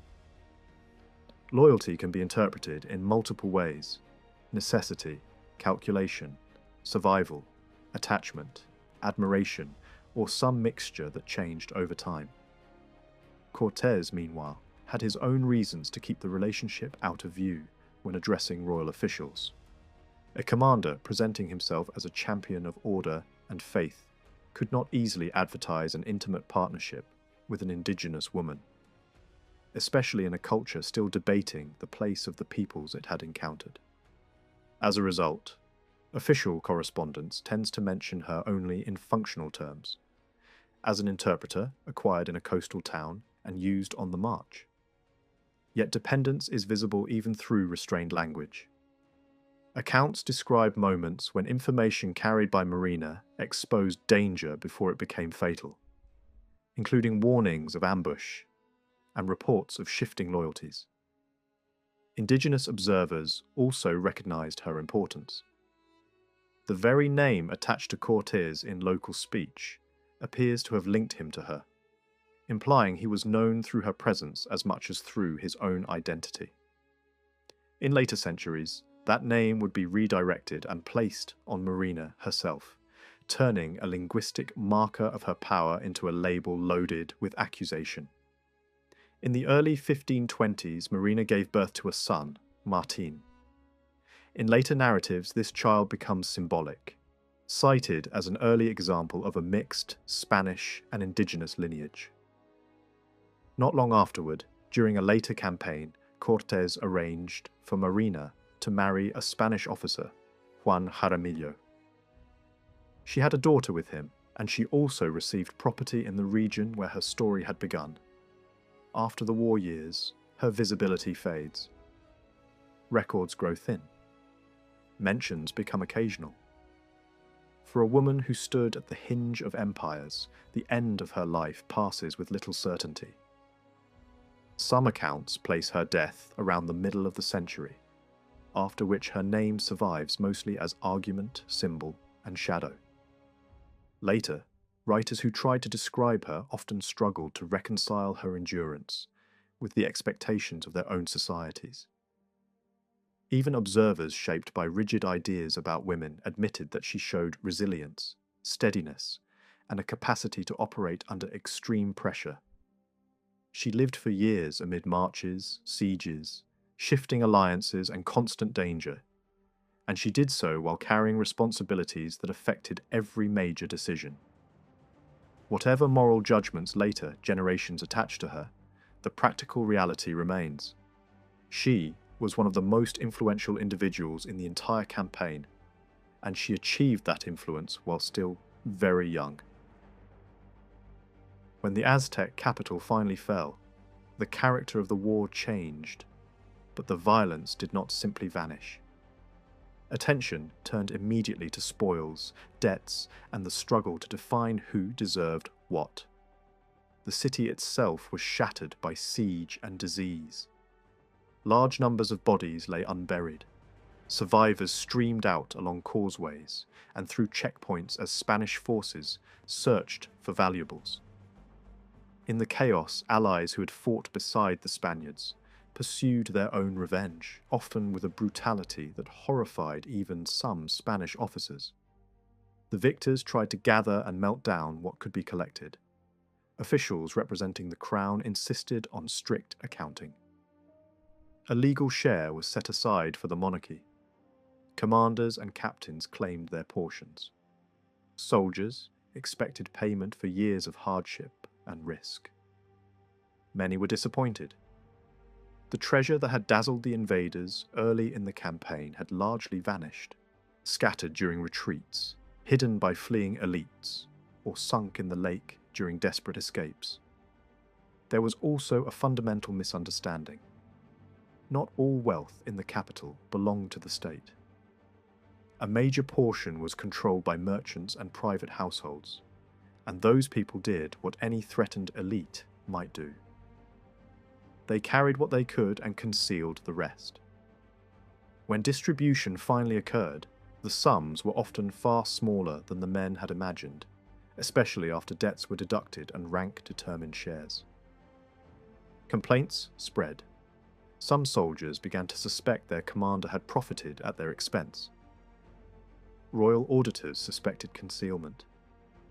The tension between a commander's need to maintain authority and an army's demand for reward became one of the defining conflicts of the post-war period.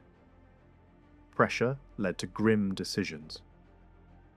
Captured lords were questioned about hidden wealth. Torture was used in the belief that it would produce results. One prominent ruler, already defeated, was subjected to cruelty that left lasting injury, yet yielded little beyond vague claims and small recoveries. Even after additional valuables were gathered, most of the benefit went upward into official channels, administrative hands, and the top ranks.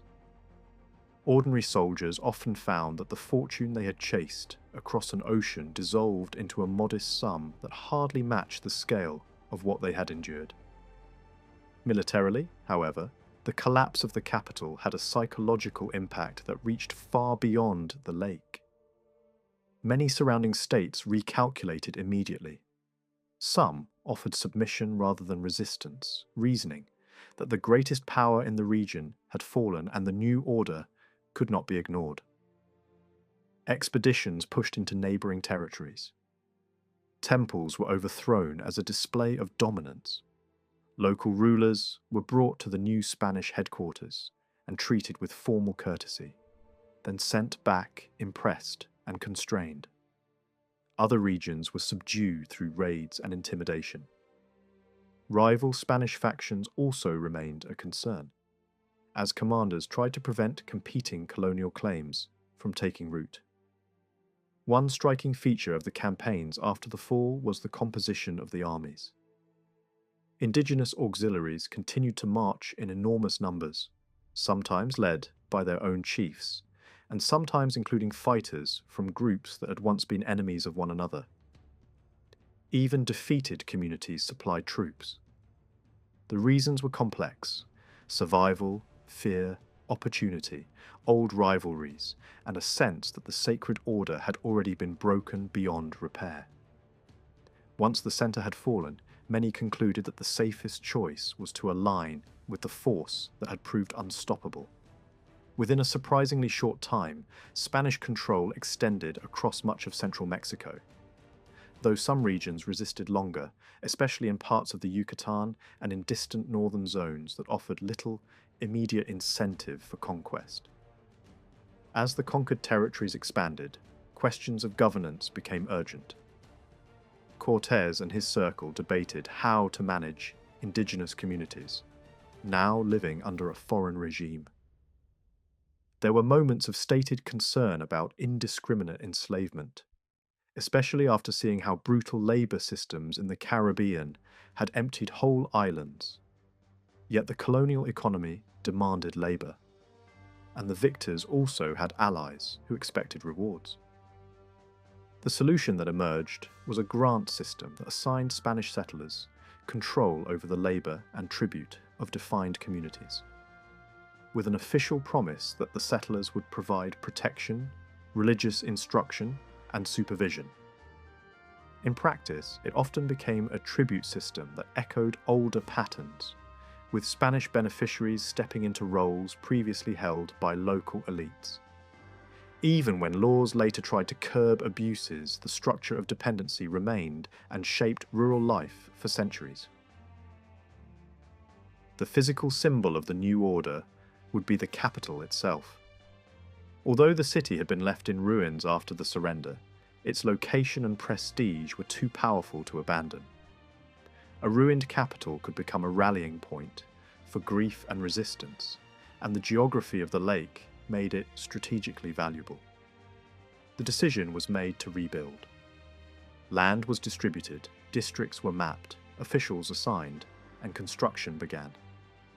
While the work proceeded, much of the population lived in nearby towns, but the new administration aimed to restore the capital as the center of power.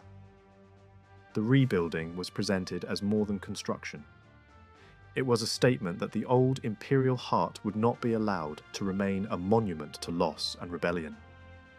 The work required tight management and brought new tensions. Indigenous auxiliaries, who had been essential during war, became difficult to control during reconstruction. Many were sent home with shares of plunder and promises that their leaders would retain authority under the new system. Spanish captains were dispatched on fresh campaigns to secure other regions and to gather wealth that could be sent back to satisfy the crown and calm discontent. In at least one case, a commander returning from a successful campaign faced anger from his own soldiers when ordered to surrender much of the treasure. The men who'd expected sudden riches instead found themselves dragged back into discipline and obligation. Plots formed, arrests followed. Executions were used to restore order, offering an early glimpse of a problem that would haunt the victors long after the last major battles ended. Conquest could unite men in danger, but it could also split them apart once the fighting stopped and the counting began. If Panama marked one of the first lasting European footholds on the mainland of the Americas, the fall of Mexico became something far larger. A turning point that helped Spain hold enormous territories across the Atlantic world for centuries. At the time, even many Europeans did not immediately grasp what had happened. It took years for the scale of the transformation to sink in. But two facts were now impossible to ignore. A continent that European maps had never truly understood was real, and an empire that Europeans had never imagined could be reached, negotiated with, and ultimately defeated. Those realities widened the horizon of ambition. They encouraged new expeditions deeper into South America and northward into lands that later became part of the United States. In that atmosphere, legends about golden kingdoms and cities no longer sounded absurd. After the impossible had happened twice, almost anything seemed worth chasing. Out of the conquest came a vast administrative structure that Spain called New Spain. From the perspective of imperial planners, Mexico was its keystone. The territory associated with this new domain stretched across a staggering range of lands, reaching far into North America, down through Central America, and outward through the Caribbean. In time, Spanish authority was also projected across the Pacific to islands that linked the Americas to Asia. The administrative center was Mexico City, rebuilt on the wreckage of the old capital. It became a new hub of government, religion, trade, and migration. As Spanish power expanded, other major administrative regions were organized across South America as well, forming a chain of imperial jurisdictions that attempted to manage distance with paperwork, officials, courts, and tribute. Only one large exception stood outside this system: Portuguese Brazil, secured by earlier agreements and by Portugal's own momentum along the Atlantic. It is tempting to say that if this conquest had not happened under one commander, it would have happened under another. That claim, however, rests on assumption rather than proof. The outcome depended on a rare combination of choices, alliances, timing, and chance. A European leader had to recognize that the region was not a single unified society, but a landscape of rival states, with long memories and active grudges. Victory depended on turning those divisions into partnerships, and that required negotiation as much as fighting. Many contemporaries treated indigenous societies as a single category, dismissing their politics as irrelevant. A leader who did not learn quickly would likely have been swallowed by the scale of the challenge. Luck also played an undeniable role, but luck alone could not hold an expedition together. The Spanish force was not a disciplined national army in the modern sense. It was an unstable mix of adventurers, veterans, opportunists, and men driven by faith, debt, and ambition. Keeping such a body from splintering required a grip on morale, reward, and fear. For a long time, internal dissent remained muted, even after catastrophic setbacks proved how vulnerable the Spaniards truly were. Particularly revealing was the period after the disastrous retreat, now remembered as the Sad Night, when Spanish weakness was exposed, and yet alliances with indigenous partners did not collapse. Many allied communities could have turned away then. Some were tempted. Still, the coalition largely held, and without that support, the final return to the capital would likely have been impossible. The question of failure also invites a darker kind of imagination. If the conquest had collapsed, Spain might have hesitated before attempting another campaign on the same scale. The cost in men and money would have seemed too high, and the risks too unpredictable. In that alternate path, Mexico might have continued along its own lines for a longer period, with Europeans remaining a distant coastal concern rather than a governing presence. It could have re-entered European attention later under very different circumstances, perhaps more like a powerful self-contained state, faced with foreign contact at a time of its own choosing. That possibility cannot be ruled out, but it remains only a possibility. History moved in a different direction, and the immediate reality after the war created problems that no battlefield victory could solve. While the new colonial order was being consolidated and the capital rebuilt, a personal crisis erupted inside the conqueror's household. A wife arrived unexpectedly from the Caribbean, stepping into a world that had changed beyond recognition. She came with attendants and expectations that matched a public marriage. Her arrival collided with private realities, ongoing relationships, children on the way, and a household shaped by conquest rather than stability. Arguments followed. The high altitude and strain of the setting did nothing to help a woman already in fragile health. She died under circumstances that fed suspicion and rumour. Some accused the husband of murder. Others believed a domestic conflict and existing illness were enough to explain a sudden death, Whatever the truth, the episode revealed how conquest blurred the lines between public power and private disorder. Around the same time, another death raised eyebrows. A rival figure connected to earlier competing expeditions returned to Mexico after failure. After a holiday meal hosted by the conqueror, he fell ill and died soon afterward. The complaint was described vaguely, leaving room for speculation, and the timing ensured gossip would thrive. In a world where politics and personal survival were inseparable, coincidence rarely stayed labelled as coincidence. Restlessness soon pushed events forward again. A trusted subordinate had been sent south, and then appeared to rebel.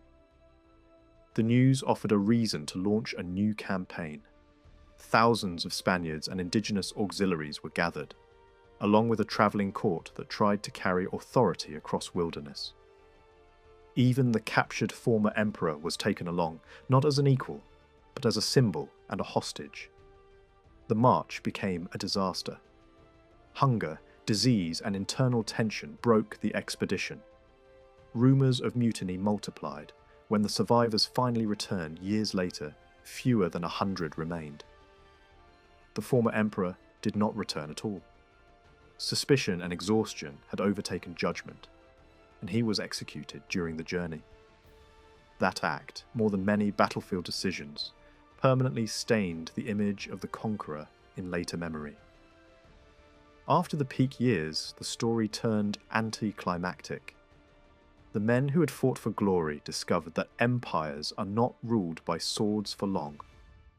Paper, seals, courts, and administrators arrived. The crown preferred predictable governance to personal rule by victorious captains. The conqueror received titles and vast estates, and his status was recognized in formal language. But the authority he expected over the lands he had taken was denied.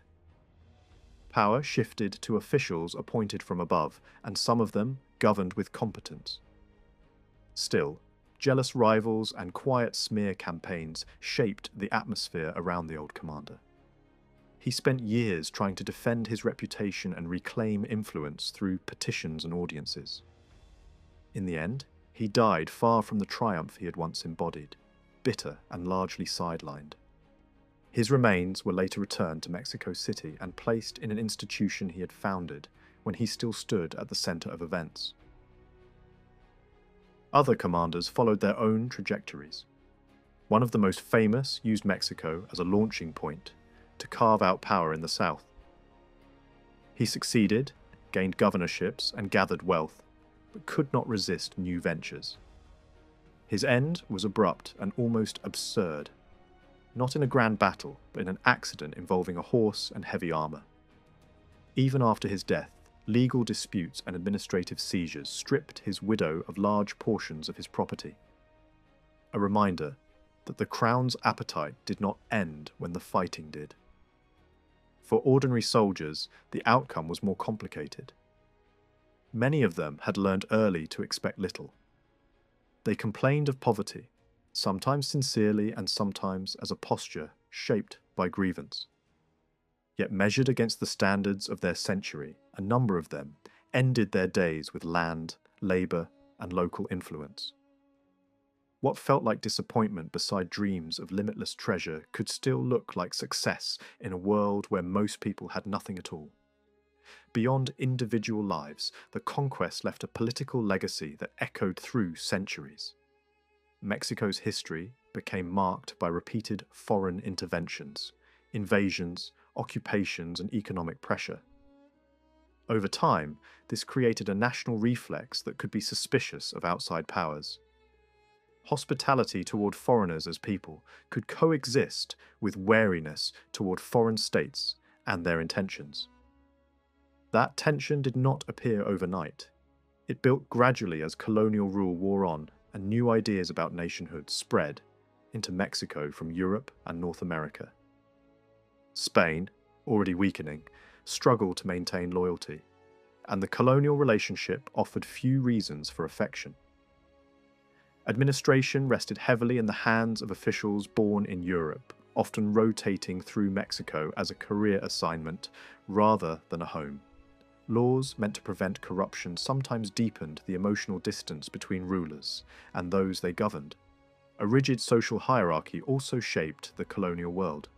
People of Spanish descent, born in the Americas, formed an influential class in landholding and military leadership.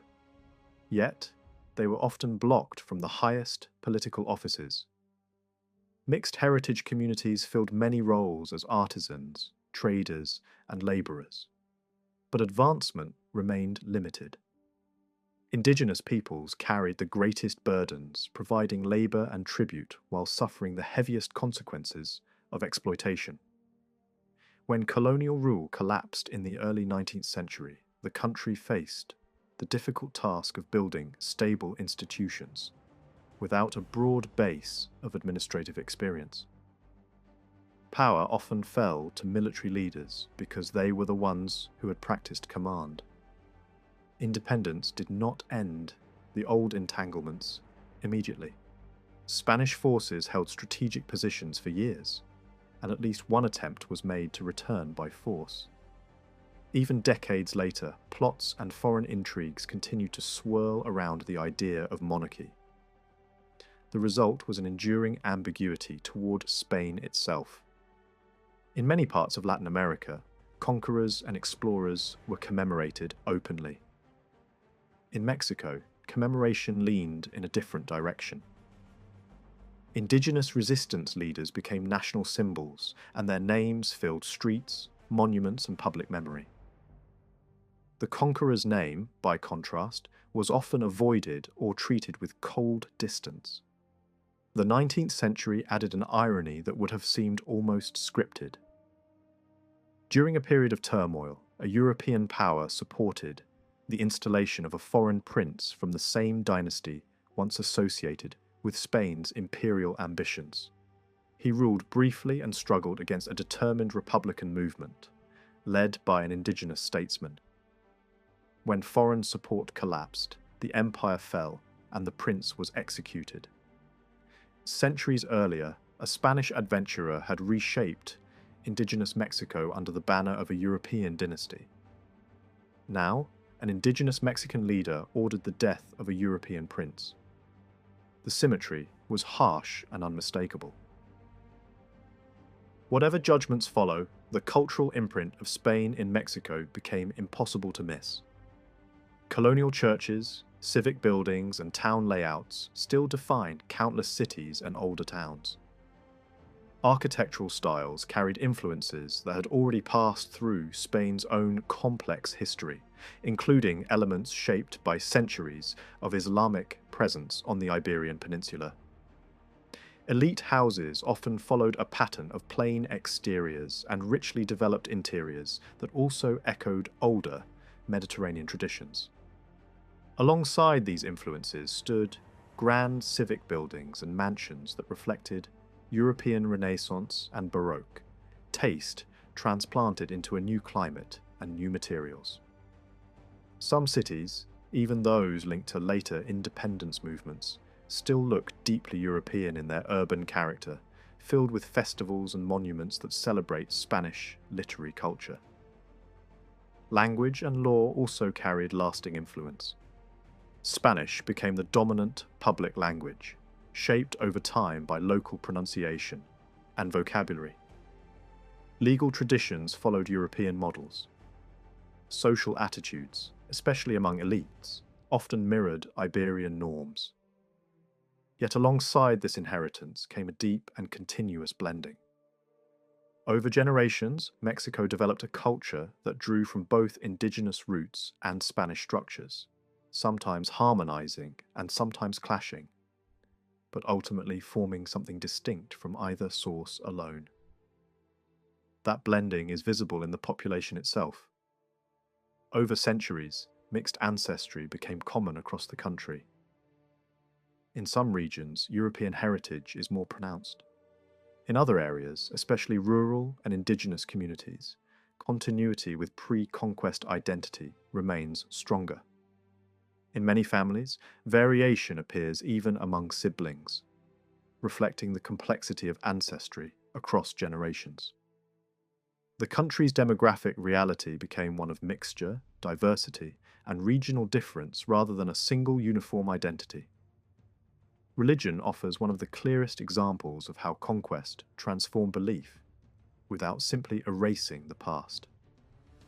Spanish authorities pushed Christianity with determination. Yet conversion often moved faster than outsiders expected, partly because catastrophic defeat and epidemic loss created a spiritual vacuum. Older religious concepts also contained parallels that made the new faith easier to adopt, at least on the surface. Over time, Christian practice in Mexico absorbed local rhythms and symbols. Older rituals survived under new names. Certain sacred places retained their importance even as their meanings shifted. Devotion to the Virgin of Guadalupe became one of the most powerful examples of this fusion, rooted in a landscape that had long been associated with maternal sacred figures. Not everyone in the early colonial world remained blind to this layering of belief. Some missionaries eventually realized that older practices continued beneath Christian forms, and they began to document indigenous culture in extraordinary detail. A major body of work emerged from long interviews with native elders and scholars, preserved through bilingual records and careful illustration. It captured history, religion, philosophy, daily life, trade, and political organization with a depth that later generations would rely upon.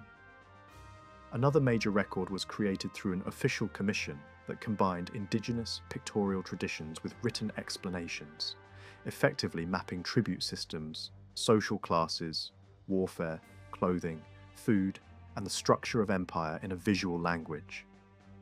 Behind these projects stood churchmen who supported education and created schools where indigenous and Spanish intellectual worlds could meet, producing scholars capable of recording a vanishing past.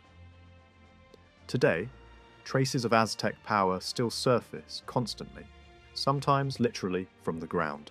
Modern Mexico City sits directly atop the older capital, and construction projects have repeatedly uncovered remains of temples, streets, and offerings. Major excavations in the late 20th century opened large sections of the old ceremonial core, allowing visitors to walk above exposed ruins that once formed the heart of imperial ritual. Even so, much of the original complex remains buried beneath later buildings that have become historic in their own right.